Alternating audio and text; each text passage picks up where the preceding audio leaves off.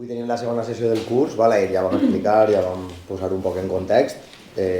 La sessió d'avui l'hem titulat a partir del capítol de Núria del quaderno d'estratègia, val? Que l'han traduït al valencià i seria com homes joves de pell fosca, seguretat, feminacionalisme i reforç seguritari, que bàsicament es centra en la racialització de la violència sexual. I, bueno, com dic, per a esta segona sessió tenim a Núria Labau. Núria és periodista i investigadora, coordina la secció de feminismes en Contexto, forma part també del Consell Editorial de Zona d'Estratègia, que ja vam parlar ahir un poc d'aquest mitjà, i també forma part, com Marisa, del col·lectiu Cantoneres. Investiga i escriu sobre feminismes i extrema dreta, i en aquest sentit ahí teniu el llibre Las guerras de género, la política sexual de las derechas radicales, que, bueno, si voleu fer una miradeta després els teniu ahí, teniu els llibres que hem preparat un poc la bibliografia per al curs, que també podeu fer una miradeta si voleu, i res, ja Bueno, gracias Jordi, buen día. Yo faré la misma intervención en castellà, que es una mica más fácil para mí. Voy a iniciar esto. El artículo está basado en lo que voy a explicar hoy está basado en un artículo de esta que es la revista que sacamos en Zona Estrategia, que se llama Cuadernos de Estrategia, y que un poco es lo que se ha utilizado para la edición en valenciano, ¿no? del sentido común cognitivo. Y bueno, que no están exactamente todos los artículos, pero bueno, yo lo que hago aquí, bueno, os enseño la revista. Lo que hago aquí es intentar pensar juntando dos cosas que me preocupaban. Entonces, una es la construcción de la violencia como un pánico sexual, como un terror sexual, y cómo ha confluido, digamos, con la construcción de los magrebíes como agresores sexuales, ¿no? Y por qué ese marco, o según cómo construyas la violencia, puedes facilitar, digamos, la apropiación o la instrumentalización por parte de la extrema derecha, ¿no? Entonces, bueno, voy a intentar... Bueno, empieza. Como sabéis, el ciclo anterior, el ciclo feminista, sigue en su momento más álgido, 2016 hasta el 2024, diría yo, aunque todavía la violencia es el tema del feminismo. Lo que un poco la tesis del artículo es esta de que se construye de una determinada manera, ¿no? Y que eso tiene unas consecuencias políticas, ¿no? Entonces la idea es que, como para alertar de la gravedad de la violencia sexual y de que todavía persiste, ¿no? Como, digamos, con una posición del feminismo que es importante, ¿no? Que es esta de, oye, ¿qué está pasando? Porque esto se sigue reproduciendo con esa intensidad. Claro, eso cómo se construye como políticamente y cómo se construyen los medios, pues dándole una gran dimensión, ¿no? Entonces, dándole una gran dimensión, por ejemplo, implica hablar de grandes cifras. Entonces las encuestas y los titulares, bueno, las encuestas son ¿ha sufrido alguna vez violencia y tal? ¿Qué es violencia? Violencia es esto. Entonces, bueno, Laura Macaya, por ejemplo, siempre pone este ejemplo, ¿no? de la encuesta del Ministerio de Igualdad, que salía con estos titulares de 90% de las mujeres han sufrido violencia sexual, y la definición era no solo agresión, no solo violación, no solo tal, sino una mirada lasciva, no sé cómo decía más, ¿no? Un comentario sobre el cuerpo. Y es, bueno, a ver si tú encuadras eso en la violencia sexual, evidentemente, vamos, yo creo que de hecho 90 me parece poco, ¿no? O sea, el 100% de personas, bueno, no sé qué es una mirada lasciva, eso también habría que discutirlo, ¿no? No sé. Pero bueno, en cualquier caso, esa es como una herramienta privilegiada, ¿no? De todas las encuestas y de muchos organismos feministas que ni siquiera son del feminismo de base, sino como fundaciones, organizaciones, para las cuales sobredimensionar un hecho que sucede y es grave, pero sobredimensionarlo implica que vas a conseguir que haya más recursos, ¿no? Para hacer tu tarea. Entonces, bueno, siempre es bien sacar este tipo de encuestas. Y bueno, ese es uno de los temas, ¿no? La guerra de cifras. Luego hay otra cuestión, que es este lenguaje de alarma, ¿no? Permanente. Es verdad, pues que en las manis tú tienes ahí como tus lemas, como empoderadores, ¿no? Y ahí tiene un sentido, digamos, concreto, expresivo, de cabreo y tal, pero que eso se lleva a todos los medios de comunicación, a todos los comunicados feministas, a todos los programas de televisión, al lenguaje de determinadas ministras en el Parlamento. Y claro, es un lenguaje como de pánico, es un lenguaje de nos están matando, es un lenguaje de no es violencia doméstica, es terrorismo, ¿no? Equiparación al terrorismo, por ejemplo, que, bueno, pues es darle una dimensión, pues, bueno, pues una palabra muy cargada, ¿no? La de terrorismo. Esa es una. Luego, los casos mediáticos, ¿no? O que se elaboran a través de la prensa. Por ejemplo, hay casos que digamos son extraordinarios, el caso Pelicot es un caso extraordinario, no se produce muchas veces algo así en Europa, ¿no? Y sin embargo se utiliza como para hablar de la normalidad de la violencia, ¿no? Fijaros qué normal es que hasta esto ha podido pasar, y dices, bueno, pues que igual esto no es o sea, pasan un montón de cosas que nos deberían preocupar, pero de hecho si quieres enfrentarte a la violencia sexual no tienes que fijarte justo en este caso, que igual es más extraño, ¿no? O más extremo, sino las violencias cotidianas y cómo les pone freno, ¿no? También desvía un poco el análisis político y por tanto las soluciones más útiles, ¿no? Y luego hay como una serie de casos judiciales mediáticos, ¿no? Rubiales, Errejón, Dani Alves, que alimentan un ciclo donde todo el mundo tiene que expresar su indignación, ¿no? Insultar a estos hijos de puta, tal. Bueno, no sé, como todo el mundo en las redes explicando lo buenos que somos porque estamos muy enfadadas porque sucede esto. Las sentencias siempre parecen poco, claro, en este marco, entonces la gente comenta, ¿no? Pues a este le han puesto tal estos años y es súper injusto. Bueno, todo esto arrancó en La Manada, y La Manada, claro, era un marco político como muy diferente, ¿no? Porque ahí se estaba gestando como era el momento del Me Too álgido, era un momento como muy expresivo, ya digo, de tomar la calle.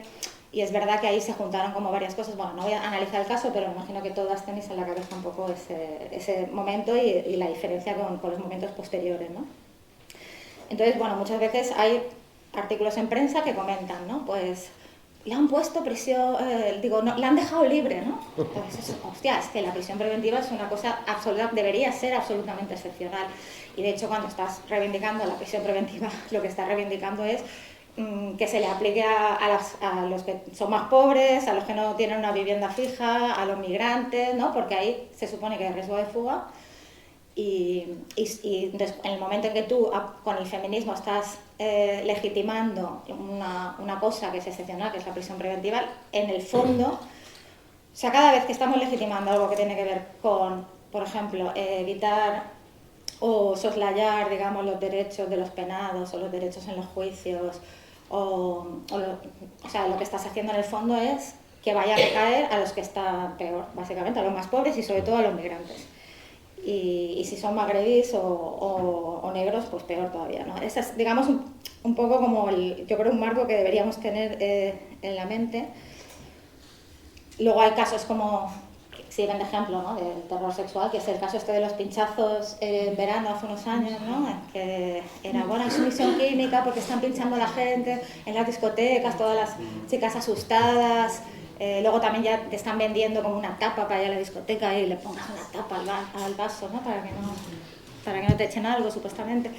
Bueno, y ahí evidentemente se vio que no, o sea, que no sabemos si realmente estaban pinchando o no que estaban pinchando, pero que igual te estaban pinchando con una aguja, porque eso, claro, si te produce una atención mediática, haces una gamberrada, eres un chaval y de repente apareces en todos los medios, pero la consecuencia de esto es pues que las chavalas o que las tías vayan con miedo a la discoteca, ¿no? O vayan de noche con miedo, o bueno, que tiene mucho que ver también con el tratamiento mediático de eso, ¿no? Pero bueno, yo creo que también, o sea, que también a veces es muy fácil decir, bueno, es que los medios tal, y que igual también deberíamos pensar un poco en la responsabilidad de nuestros espacios feministas, porque muchas veces entramos un poco, como ese es el marco, el único marco que existe, pues uno como que lo acaba asumiendo y lo acaba naturalizando, ¿no?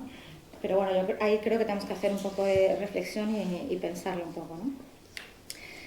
Hay otra cuestión que yo es que he estado comentando estos días con una compañera que trabaja con trabajadoras domésticas de Vizcaya. Os lo quería poner como ejemplo, ¿eh?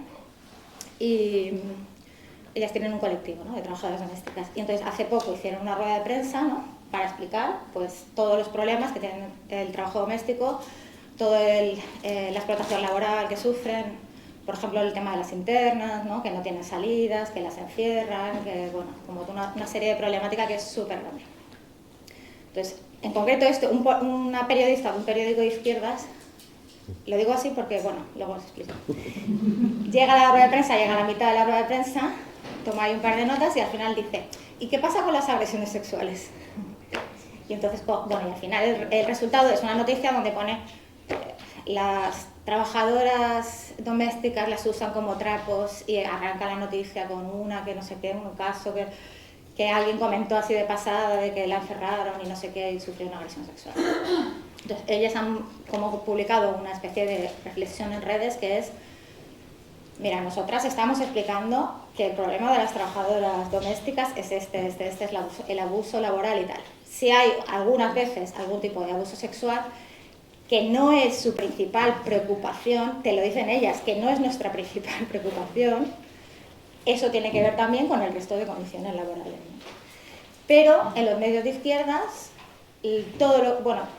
cualquier conflicto laboral que esté codificado en términos de agresión sexual tiene mucho más relevancia, ¿no? Tiene mucho más espacio, la gente lo lee más también, claro, los medios quieren clics.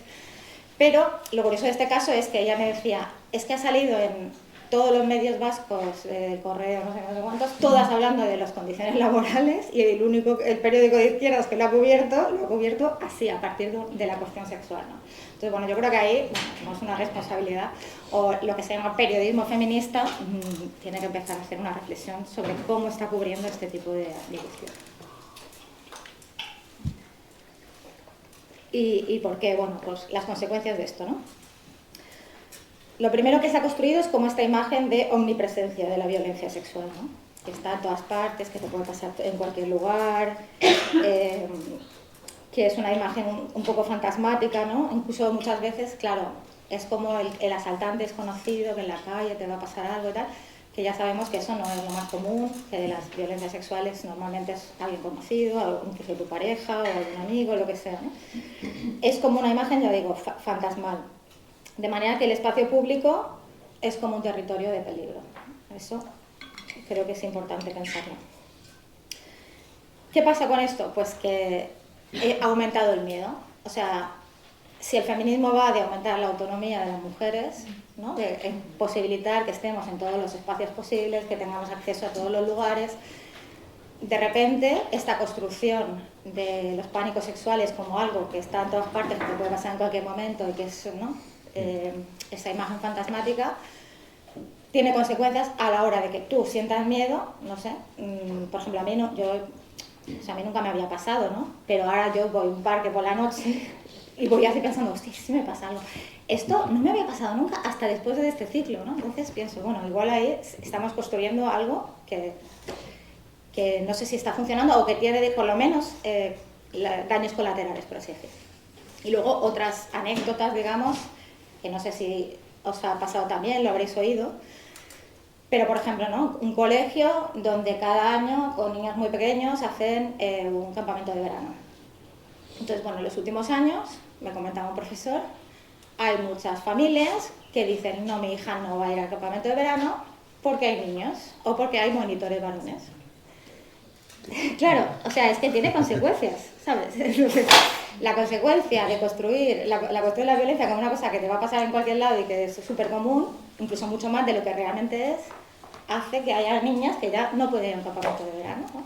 Entonces, no sé, o sea, si tu objetivo era que hagamos más cosas, pues ahora parece que no, que hay sitios que están vedados y a veces sitios que simplemente es compartir espacio con varones, ¿no? Entonces, bueno, para mí eso es bastante grave porque va, digamos, contra nuestra autonomía, ¿no? Contra nuestra propia liberación. Esta idea de la construcción como terror sexual, si os interesa, hay un libro de una señora que se llama Judith Walkowitz, W-A-L-K-O-W-I-T-Z. Vale, es un libro que está descatalogado, pero se puede encontrar colgado en internet. Se llama La ciudad de las pasiones terribles. Narraciones sobre el peligro sexual en el Londres victoriano. O sea, ella analiza pues, el caso de Jack el Destripador, pero claro, a partir de ahí digamos, conceptualiza esta idea del pánico sexual o del terror sexual y sus consecuencias. En este caso, en el libro, ella habla de de la restricción sexual, sobre todo de las mujeres de clase obrera, etc. Pero vamos, que es un libro que yo creo que es súper interesante. Y bueno, luego habría otra serie de consecuencias. Esto no lo hablo en el artículo, pero da igual, lo quería contar. También, digamos, como las consecuencias subjetivas que tiene en cómo encaramos también nuestra propia sexualidad y cómo también como sobre todo las chicas más jóvenes que acceden a ese mundo, digamos, en este marco, ¿no? ¿Qué consecuencias puede tener pensar que es un sitio de peligro? Y bueno, esto ya lo hemos hablado mucho, ¿no? Pero hemos hablado mucho del peligro, no hemos hablado casi nada del placer, ¿no? Y de que implica que el mundo de la sexualidad sea un mundo nuestro plenamente, y no solo un mundo donde tú consientes, sino un mundo donde tú eres una persona activa que decides lo que quieres hacer y que lo buscas activamente, ¿no? Pero bueno, yo creo que ahí, tampoco voy a entrar mucho en este tema, pero yo creo que es algo que sería interesante pensar, cómo nos está configurando, ¿no? Como subjetividades frágiles. Esto también lo trabaja mucho Laura Macaya, de hecho en el artículo, si lo leéis, creo que lo explica súper bien, ¿no? Entonces hay unas autoras, se llaman Trevisace y Varela, que ellas hablan de esto, ¿no? Estos discursos, en concreto sobre la violencia sexual, como una tecnología de género que, digamos, modela un poco la interpretación que las mujeres hacen de sus experiencias sexuales, ¿no? De las presentes, pero también de las pasadas y también de las futuras, ¿no? Y como te asignan un lugar de víctima potencial permanente. Entonces, bueno, esto yo no quería entrar así mucho, pero bueno, todas tendremos ejemplos también en la cabeza de cosas que, digamos, que evidencian, por un lado, la extensión de lo que consideramos que es una violencia sexual. Ya digo, es un tema que a mí me interesa, pero no tiene que ver con el artículo, entonces si queréis luego lo hablamos. Y que eso configura como una identidad de daño. O sea, os pongo un ejemplo, ¿no? Estás en Instagram y alguien te envía una foto polla. Y bueno, pues hay gente que lo vive como una agresión sexual. Y eso se configura, o sea, en los discursos es una agresión sexual, ¿no? De hecho, está apenado, o lo van a apenar dentro de poco, porque hay ahora todos los discursos sobre la violencia digital. Pero bueno, la cuestión, más allá de lo legal, es que eso yo he visto que hay gente que le está produciendo daño. O sea, que hay gente que se siente súper mal y se siente... O sea, que utiliza el marco de la agresión sexual, de la violencia sexual, que hemos dicho que es lo peor que te puede pasar y que después de que te pase algo así vas a quedar traumatizada para siempre, etcétera, ¿no? Como reafirmando la sacralidad de la sexualidad, ¿no? Que además yo creo que es una cosa que igual, hay gente que de derecho igual lo pueden explicar ellas mejor, pero en el derecho la cuestión del daño es lo que hace que... O sea, es lo que va a hacer que en un juicio se imponga una determinada pena o no, ¿no? O sea, si tú no demuestras que estás dañada, el juez no va a decir, bueno, pues si le han violado y no le importa, pues no le voy a... No sé, estoy diciéndolo un poco así a lo bruto, ¿eh? Pero bueno, en cualquier caso, tú tienes que demostrar que estás dañada, entonces, pues, precisamente por eso a la víctima de la manada le pusieron unos detectives privados que la seguían, ¿no? Y decían, no, pero se hace vida normal, se va con las amigas y tal, como si realmente la violación lo que tendría que haber hecho es destruirte, ¿no? Y la prueba de que te tomes un café con tus amigas significa que no te ha destruido, entonces, bueno, pues no es una violación. Entonces, bueno, claro, entonces, ¿no? Como que el marco es, oye, mira, nosotras no tenemos que sufrir violaciones independientemente de cómo me quede yo después o cómo intente sobrevivir a esa situación, ¿no? Bueno, da igual, que me estoy yendo del tema, pero bueno, yo creo que a mí este tema de la subjetividad, ¿no? Me preocupa porque lo estoy viendo, ¿no? Como que, no sé, como yo odiaba la palabra hasta empoderar, pero es que yo creo que hay que recuperarla porque, no, o sea, porque realmente, ¿no? O sea, es un poco el marco como feminista de Virginie Despentes, ¿no? No sé cómo se dice en francés, pero no hablo francés, Despentes, que ella es un poco me vio, si las que hablan francés, claro, Mercedes, pues bueno. Bueno, como el marco es ese de ella sufrió, bueno, una violación súper brutal y sale de ahí y escribe un libro que es súper potente, hace una película, no sé qué, con esa experiencia, bueno, pues ella la construye o la transforma en otra cosa y luego también... de alguna manera, ella dice, vale, nos van a pasar cosas, a las mujeres nos pasan cosas por ocupar el espacio público, por ir a los sitios donde se supone que no tenemos que ir, entonces de alguna manera nos van a seguir pasando cosas. La cuestión es qué hacemos con eso Y si yo, por ejemplo, tuviera que elegir entre la vida que he llevado y lo que me ha sucedido, pues seguiría asumiendo riesgos y seguiría estando ahí fuera. Entonces, bueno, es un feminismo que incluso una gravedad de lo que sufre ella, que es muy bestia, ¿no? Que tampoco es lo más común, la violencia sexual, más común no es esa tampoco, ¿no? Pero bueno, vamos, un marco así como de un feminismo de liberación que yo creo que deberíamos recuperar, pero me estoy yendo del tema y ya llevo 20 minutos. Bueno, consecuencia de esta subjetividad fragilizada y de un determinado marco del feminismo institucional, ¿no? Incluso de movimientos sociales que a veces han estado muy volcados en el pasado ciclo hacia reivindicaciones al Estado, ¿no? Pues la solución que puede ser si la violencia es omnipresente y no sé qué, pues tiene que ser una respuesta penal, ¿no? Entonces acabas asumiendo, ¿no?, desde el feminismo restricciones a libertades, ¿no?, y medidas securitarias bajo, digamos, esta construcción de lo que es la violencia sexual, ¿no?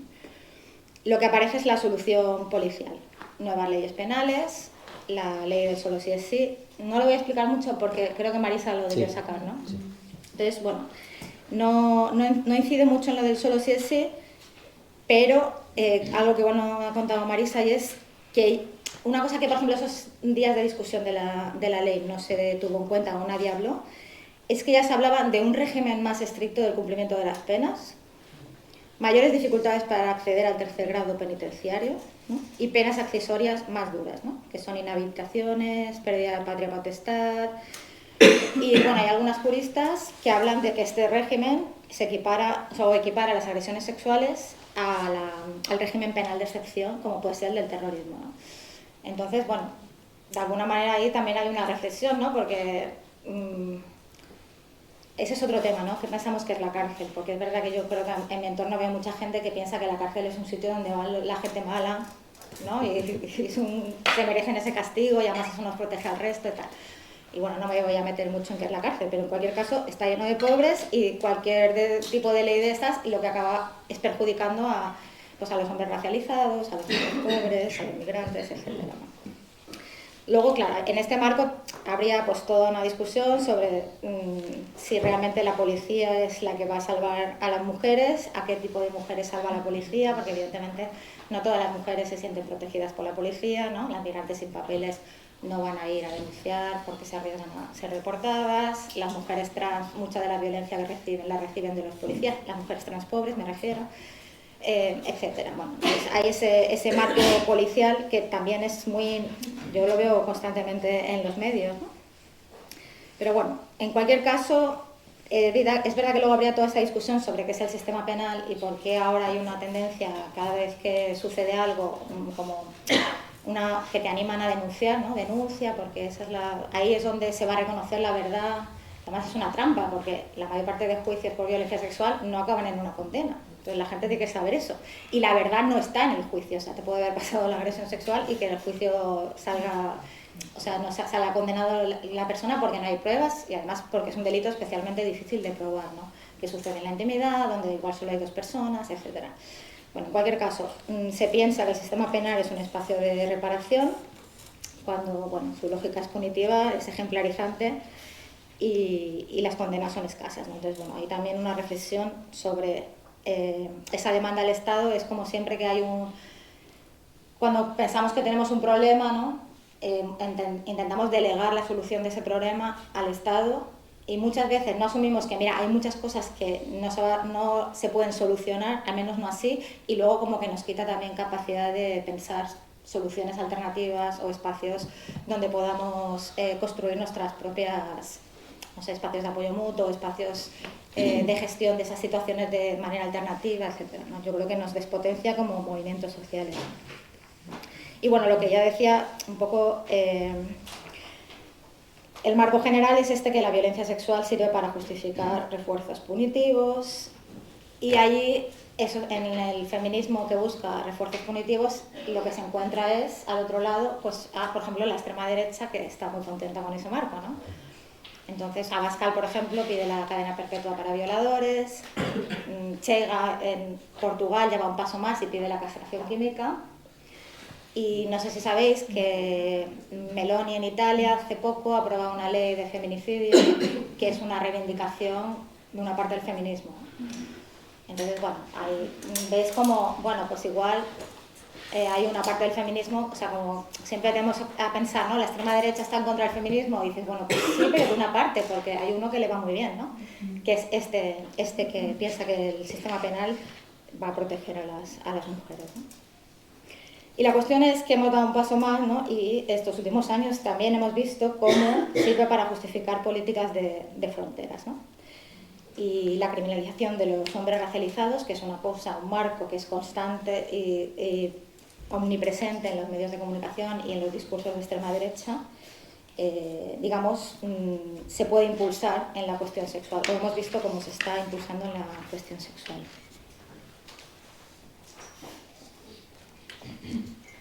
Entonces, ¿qué pasa cuando ese pánico sexual confluye, digamos, con estos discursos de extrema derecha, ¿no? Ahí lo que decimos es que se racializa, ¿no? Por una parte, este marco punitivo feminista es más fácil de instrumentalizar por las extremas derechas. Por ejemplo, precisamente la discusión de cuando se aprobó la ley del solo sí es sí y se produjeron excarcelaciones, pues Vox decía que aprovechó, ¿no? Ahí aprovecha cualquier momento para decir que hay que expulsar automáticamente a los migrantes agresores, ¿no? En confluencia directa pues, con las demandas de una parte del feminismo, ¿no? ¿Qué significa que el sexismo está racializado? Pues significa precisamente que se construye el sexismo, ¿no? O el machismo como una cuestión que afecta a los otros, ¿no? Por ejemplo, para estos marcos, en España o en Europa ya habríamos alcanzado la igualdad. La igualdad se concibe como algo puramente formal, ¿no? Tenemos los mismos derechos.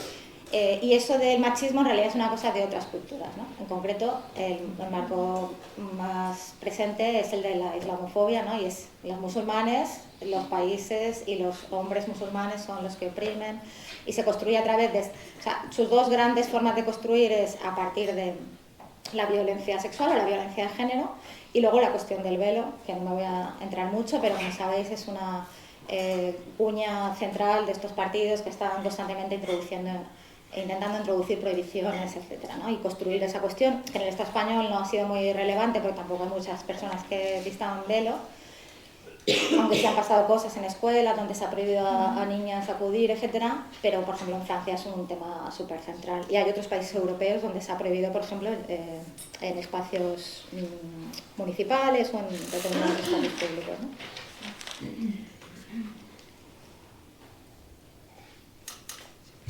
Pero bueno, en cualquier caso, en esta sexualización del racismo, esta sexualización del racismo está, digamos, confluyendo con esta construcción de la sensación de inseguridad, que es otro de los elementos centrales de cómo crecen las extremas derechas. O sea, su gran tema es las migraciones,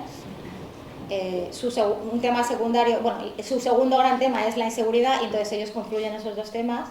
Y precisamente muchas de estas opciones son antifeministas o instrumentalizan los derechos de las mujeres para impulsar su agenda, y ahí hay una confluencia también, ¿no? Entre esta cuestión de género, la de raza y el autoritarismo y su inclinación no solo a pedir un refuerzo punitivo, sino a pedir más inversión en policía. Bueno, sus grandes apoyos son las fuerzas de seguridad del Estado, entonces les votan más, bueno, ellos siempre piden ampliar las plantillas, aumentar los presupuestos, etcétera. Evidentemente esos presupuestos que van a la policía no van a otras cosas, ¿no? Por ejemplo, a servicios sociales, ¿no? Que ese es el gran debate siempre que hay con la cuestión del punitivismo, que se ha construido mucho, por ejemplo, en Estados Unidos, en todo el movimiento de Fan de Police, etcétera. Es eso, no deis dinero a la policía, dádnoslas a las comunidades, porque eso, evidentemente, va a facilitar que haya menos crimen, ¿no? Pero bueno, esa sexualización que está en función de la construcción de inseguridad, que también tiene una versión LGTBI, ¿no? De las disidencias sexuales y de género, que es la mejor política gay friendly es cerrar las fronteras, es una cosa que, por ejemplo, dice Vox constantemente, ¿no? Es como también construir esa imagen de bárbaros, ¿no? De los migrantes, sobre todo magrebíes, y en el Estado español ahora, sobre todo los menores, ¿no? Que son representados como incivilizados, violentos, hipersexualizados y peligrosos, ¿no? Esta cuestión de la violencia sexual racializada, ¿no? De los hombres negros y musulmanes como depredadores, en realidad es una versión nueva de un viejo pánico que está presente en el imaginario colonial, ¿no? Es una cosa que se ha construido históricamente y hay, bueno, hay muchas... Angela Davis lo ha trabajado en el libro ¿cómo es? Raza, clase, género, raza, clase, bueno, algo así es. Eso, por ejemplo, ahí está explicado, hay otras autoras que lo han trabajado. Pero bueno, de alguna manera... sí, ella, por ejemplo, lo explica a través de los linchamientos en Estados Unidos en la era de Jim Brown, ¿no? Cómo se utilizaba la idea de que estos negros, o sea, lo que los negros ligaban con mujeres blancas, o no solo la cuestión de la violencia sexual, sino como que el mero hecho de que pudiesen relacionarse con mujeres blancas iniciaba linchamientos, ¿no? Y asesinatos de hombres negros dentro de este marco, ¿no?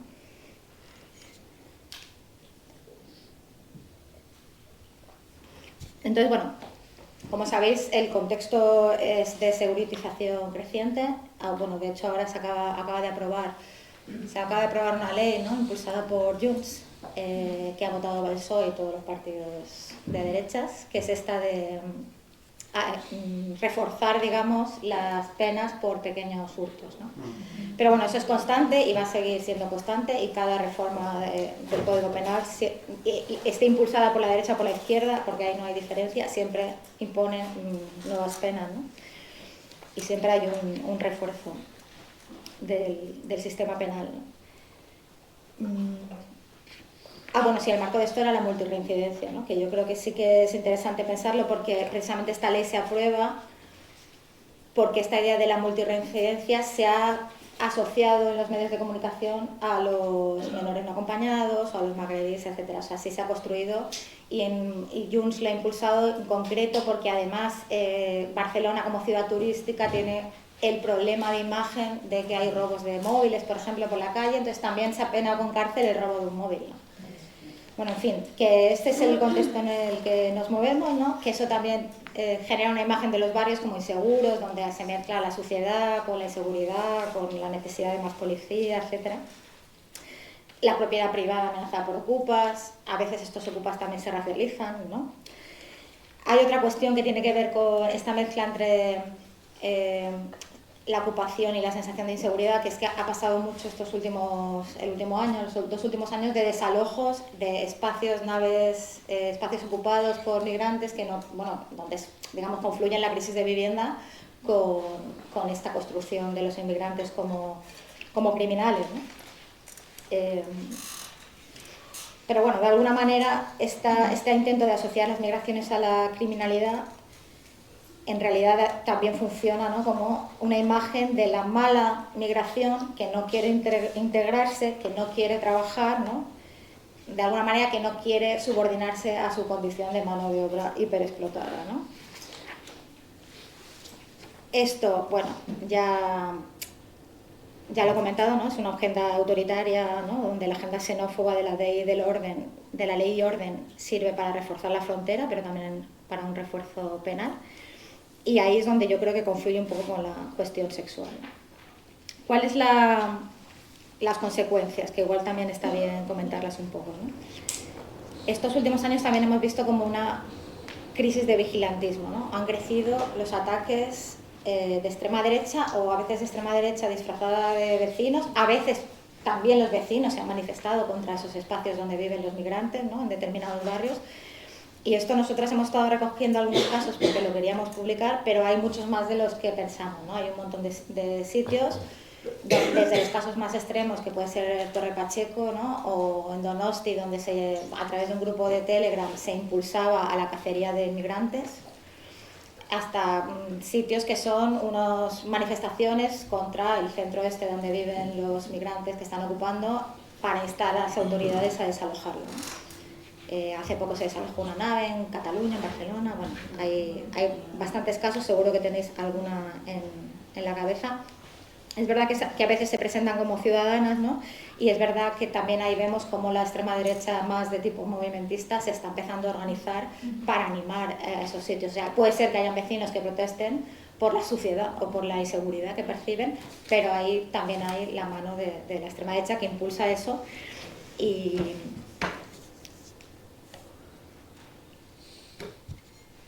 lo que pasa es que, aunque ya desde los años primeros 2000 empezó a pasar este tipo de manifestaciones contra centros de migrantes y contra centros de menores, que es algo que está pasando en toda Europa en realidad, ¿eh? Eso es el día a día es manifestaciones, bueno, lo habéis visto, imágenes de centros de refugiados incendiados, ¿no? Lo que pasó hace un par de veranos también en Inglaterra, ¿no?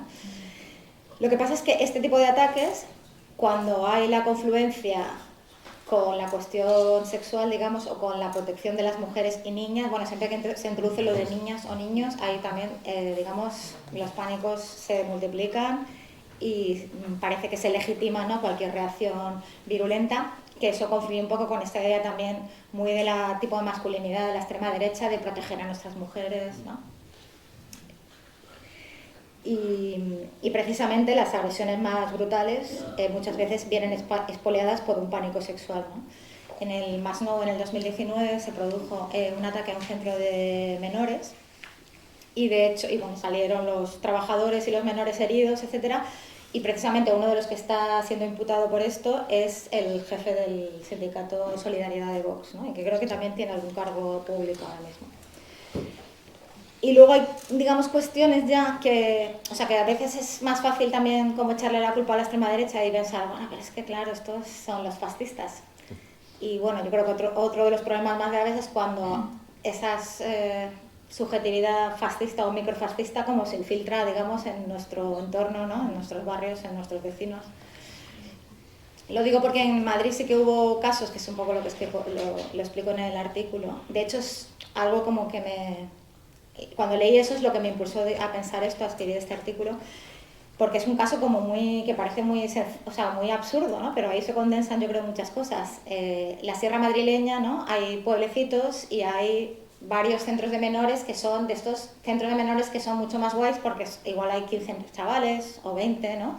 Entonces se puede dar una integración mejor con el pueblo, bueno, se puede trabajar de otra manera, ¿no? Y entonces en uno de estos barrios, Villalbilla, se acusó a un chaval magrebí de agresión sexual. Bueno, es que, claro, también en el pasado ciclo pues se vivió como una victoria, ¿no? Lo de que agresión fuese la palabra que se utilizase para cualquier tipo de acción, ¿no? Entonces ahí, claro, tú dices, agresión puede ser una violación, ¿no? Con un cuchillo puede ser que le haya tocado el culo en el autobús. Eso es un problema muy grave, ¿no? Y en estos casos pues es más grave todavía porque en los periódicos sale agresión sexual. En este caso era pues que el chaval eso por la calle le había hecho algo, le había increpado, le había tocado, no sé. O sea que era una acción de escasa gravedad, pero bueno, independientemente de eso, lo que se empezó a producir es manifestaciones de los vecinos del pueblo de no queremos el centro de migrantes. Que el racismo funciona un poco así, ¿no? La acción de una persona se culturaliza y parece que todos tienen que ser responsables de los actos que haga uno de los chavales, ¿no? Entonces, claro, la solución ¿cuál es? No es, pues no sé, hablar con estos chavales, hacer precisamente en justicia de menores es el único sitio donde está reconocido los procesos de justicia restaurativa, ¿no? Entonces ahí podría haber habido algún tipo de, no sé, de reparación del chaval que entienda que eso no lo puede hacer o que estaba ese día, bueno, da igual. Que se te ocurren como mogollón de formas de solucionar esa cuestión, pero no, la solución fue cerrar el centro de menores porque acabó cerrándose. Y manifestaciones como esas se reprodujeron en varios lugares de la Sierra Madrileña y se cerraron varios de los centros de menores. Bueno, ¿cuál es la solución de Ayuso para esta cuestión? Pues abrió en Fuenlabrada, en un polígono industrial, ha abierto un macrocentro de menores para, no sé, 500 chavales. No hay nada allí, no pueden tomarse un café, no pueden hablar con nadie que haya nacional, español o inmigrante, da igual, no hay nadie, allí es un polígono industrial. Para salir de allí tienes que coger, no sé, tampoco hay transporte público, bueno, no sé, como es un concepto que es, vale, si tú quieres que de aquí salga gente cabreada, hecha polvo y... O sea, esto lo va a potenciar, es como una cárcel, ¿no? Es como la idea de una cárcel, romper sus vínculos que no sean capaces igual ni siquiera de hablar bien español, o sea, tienen todas las dificultades para tener unas posibilidades luego de trabajar y de funcionar, ¿no?, en la sociedad. Pero bueno, esos son como consecuencias, digamos, muy prácticas de cómo está funcionando ese terror sexual, ¿no? Pero bueno, en cualquier caso, ya sabemos que estas erupciones de violencia racista son precisamente como intentos de desviar, digamos, los efectos de determinadas crisis sociales hacia, pues, en este caso, los menores migrantes o de fabricar enemigos internos, ¿no? Y el moro, digamos, es la perfecta víctima propiciatoria, ¿no?, que eso representa al migrante que no se integra, ¿no?, al que no quiere, eso, como decía antes, no quiere subordinarse a su posición explotada, y también es como para contraponer a los buenos migrantes, ¿no?, a aquellos que trabajan, que en el caso de Madrid, supongo que habréis escuchado, bueno, Vox también lo hace, pero bueno, habréis escuchado los discursos de Ayuso dice, los latinos son como nosotros, ¿no? Los latinos, esta es vuestra casa, ¿no? Como el buen migrante, los latinos que supuestamente, ¿no?, tienen nuestra cultura, son trabajadores, ¿no?, se integran frente a los de origen musulmán, magrebí, que son una cultura que no puede integrarse nunca en la nuestra, que es radicalmente diferente, que también se representa como el Islam como una cosa histórica, ¿no?, y que no evoluciona, que no muta, que es siempre fundamentalista, ¿no?, que es siempre un peligro, y de hecho ahí confluye, digamos, una cosa que igual ya no tenemos tan presente, ¿no?, pero es la confluencia entre esta cuestión sexual, pero también la representación de los musulmanes como terroristas, ¿no?, que es una cosa de la que tampoco hablamos mucho, pero hay bastantes chavales y alguna chavala también de origen marroquí, presos por difundir cosas, comentarios en Facebook en plan viva el Estado Islámico, pues no sé, entran en la cárcel. Y es verdad que el otro día estábamos hablando con un chaval argelino y nos estaba contando cómo un amigo suyo en una pelea en la calle, pues bueno, antes de la pelea se origina porque él coge y le pone la mano en la rodilla a una chica y, perdón, le pone la mano en la rodilla, entonces los que están con él, ¿qué haces tú, mono de mierda, para tal? Se pegan, entonces a él le piden no sé cuántos años por la pelea y 2 años por agresión sexual. Entonces es que parece una chorrada, pero es que no lo es. O sea, para mucha gente entrar en prisión, aunque sea por una cosa muy leve, implica que dentro de la prisión tú, por ejemplo, si te rebelas contra las normativas internas o incluso si eres musulmán, pues te ven rezar mucho y te ven leer el Corán, te van a imponer un FIES, que es el régimen de prisión más fuerte, que implica aislamiento, por ejemplo, y el aislamiento es un tipo de tortura. Entonces tú puedes entrar en prisión por una tontería y por rebelarte contra el orden de la prisión puedes acabar ahí un montón de años porque la condena se va alargando, ¿no? Por no decir que no tienes posibilidad de salir en tercer grado hasta... O sea, como que ahí confluyen, digamos... O sea, yo creo que ahí la racialización sí que implica también pensar un poco cuáles son las consecuencias de la gente que puede haberse equivocado en un momento dado, puede incluso haber cometido algo que no debería haber hecho, pero bueno, como que los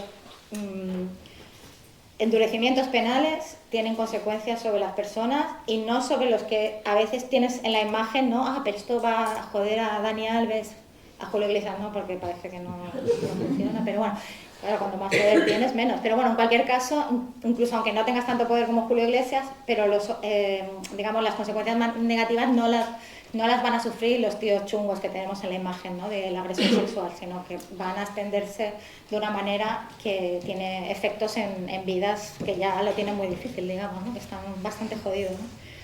Entonces, bueno, sin más... aparte de esta función ¿no?, de sujetar a los migrantes de clase trabajadora, yo creo que desde el feminismo tenemos que estar haciéndonos unas preguntas sobre estas cuestiones.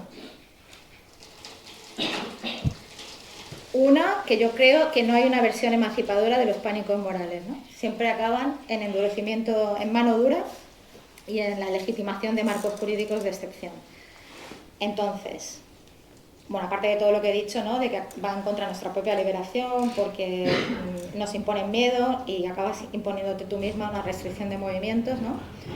El segundo efecto considerable es este que conduce a la criminalización de ciertos grupos, ¿no? Migrantes, pobres, musulmanes, mediante esta construcción de figuras monstruosas, ¿no? Que funcionan como chivos expiatorios.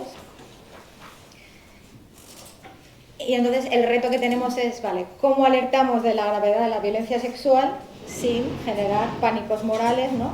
Y sin construir esa cuestión de una manera que nos desempodere? Yo tampoco es que tenga la solución, pero creo que, ¿no? Que por ejemplo, que para que una cuestión de abuso laboral o de explotación laboral tenga que aparecer en los medios, no tiene por qué estar sexualizada, digamos. No tiene, o sea, que deberíamos poner la misma atención en defender los derechos laborales, aunque no haya una agresión sexual por en medio, que eso es muy complejo porque tiene que ver con cómo lo representan los medios, pero ya digo, también tiene que ver con la atención que nosotras le ponemos a esa cuestión y qué tipo de noticias difundimos en las redes sociales y nuestros propios colectivos a qué le ponen energía muchas veces, ¿no? Porque yo creo que la cuestión sexual además tiene esta función un poco, ¿no? O sea, digamos, si solo te fijas en la cuestión sexual, pues no estás profundizando en cómo el género, la cuestión de género tiene que ver con las otras formas de explotación del trabajo o cómo está imbricada en el capitalismo o cómo esa violencia puede estar relacionada con otro tipo de violencias sociales que van más allá, ¿no? Y también cómo el tipo de soluciones que se están proponiendo, no solo desde el Estado, sino desde nuestros espacios, tienen que ver con cómo has dibujado tú lo que supone, ¿no? la subordinación de género, ¿no? Yo tengo una amiga que trabaja también en Bilbao en un espacio como un centro de barrio, digamos, en cuestión de violencia y de atención a varias cosas. Una de ellas es de la violencia de género. Y ella me dice, si viene una mujer con un caso de violencia de género, mira, yo tengo estas cosas que ofrecerle, este sitio tal, una casa acogida, no sé cuánto, unas ayudas por aquí, no sé qué. Si viene una mujer que no tiene vivienda, que está en la calle con 2 niños, que le amenazan con quitarle la custodia de los niños, no tengo nada que ofrecerle. O sea, le puedo dar una pensión durante una noche o 2, pero... Uf, esto me indigna bastante. No, es como que, sí, como que hemos construido que lo peor, o sea, que lo peor que te puede pasar es la violencia de género, pero es que hay un montón de violencias sociales que se están produciendo que no estamos respondiendo, porque hemos conceptualizado que la peor violencia tiene que ver con la posición de subordinación de la mujer, pero no hemos relacionado esa posición de subordinación con la explotación capitalista más general, ¿no? Entonces, bueno, yo creo que es otro reto, ¿no? Cómo hacemos emerger otras reivindicaciones a partir de la subordinación de las mujeres y cómo también, pensándolo desde ahí, quizá puedes hacer un proyecto de liberación también para todo el mundo, ¿no? O sea, no solo para las mujeres, porque ese es otro debate que tampoco me voy a meter, pero bueno, si no me callo porque si no, yo iba a explicar aquí. Bueno, en cualquier caso, así para cerrar, la construcción de la violencia en torno a estos pánicos morales refuerza una narrativa que presenta la violencia sexual como un trauma individual, ¿no? Excepcional y de orden moral, en lugar de como una estructura social entrelazada con otros sistemas de dominación, ¿no? Esto desplaza el foco respecto a las violencias estructurales, respecto a las que sufren las mujeres trabajadoras, ¿no? Como la precariedad laboral, la falta de acceso a vivienda digna, etcétera, ¿no? Y por otra parte, cómo no podemos permitir que la construcción o el trabajo que ha hecho el feminismo para construir la cuestión de la violencia como un problema que nos preocupa sea instrumentalizada como una forma de controlar el espacio público, ¿no? De control de los barrios, de gestión neoliberal de la pobreza, o como un instrumento de control fronterizo, ¿no? Que sirva para justificar expulsiones, nuevas formas de exclusión o de refuerzo punitivo, ¿no? Porque la violencia sexista, como decía, se alimenta también de las mismas estructuras que sostienen el racismo, la pobreza y la explotación, ¿no? Y desmantelarlas exige rechazar los falsos relatos de protección y de seguridad que solo perpetúan la desigualdad. Entonces, bueno, ¿cómo vamos a hacer para desmarcarnos de esta sexualización del racismo o de esta instrumentalización que hace la extrema derecha, pero que ya digo confluye también con determinados sectores del feminismo más punitivo o más, se le ha llamado a veces también feminismo cultural, feminismo de la dominación, etc. Y ya está, así que abro para debate. Muy bien.